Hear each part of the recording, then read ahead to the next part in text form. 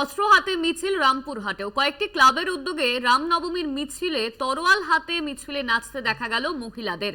রামনবমীর মিছিলে তরোয়াল হাতে নাচতে দেখা গেল বেশ কিছু মহিলাকে। অস্ত্র হাতে মিছিল রামপুরহাটেও। অস্ত্র হাতে মিছিল রামপুরহাটে কয়েকটি ক্লাবের উদ্যোগে রামনবমীর মিছিলে তরোয়াল হাতে নাচলেন মহিলারা।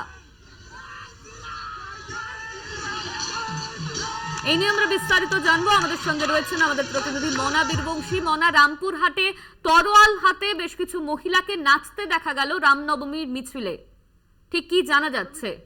একদমই তাই। দেখো অনন্যা, তুমি জানো, তোমাকে যেটা বলছিলাম যে বীরভূম জেলার বিস্তীর্ণ অঞ্চল জুড়ে আমরা যেমন দেখতে পাচ্ছি যে শাসক দল তৃণমূলের পক্ষ থেকে মিছিল করা হচ্ছে, কখনো দেখতে পাচ্ছি সিউড়িতে শতাব্দী রায় তাদের দলীয় কর্মসূচিতে রামনবমী মিছিল কিন্তু করা হচ্ছে, অন্যদিকে বিজেপি প্রার্থীরাও তারা কিন্তু রামনবমী মিছিল করছে।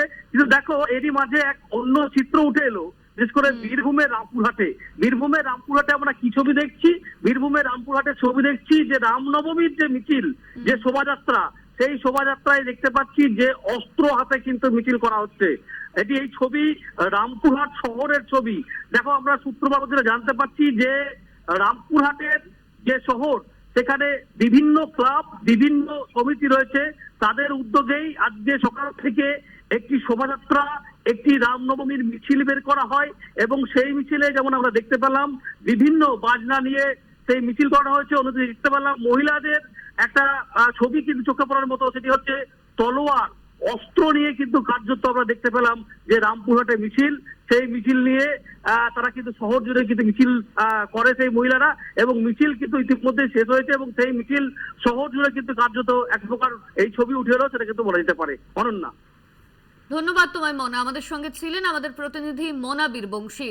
রামনবমীর মিছিলে তরোয়াল হাতে নাচতে দেখা গেল মহিলাদের। বাজনার পাশাপাশি তলোয়ার নিয়ে নাচলেন মহিলারা। অস্ত্র হাতে মিছিল রামপুরহাটে। রামনবমীর মিছিলে বাজনা, তার সঙ্গে সঙ্গে তরোয়াল নিয়ে নাচতে দেখা গেল মহিলাদের।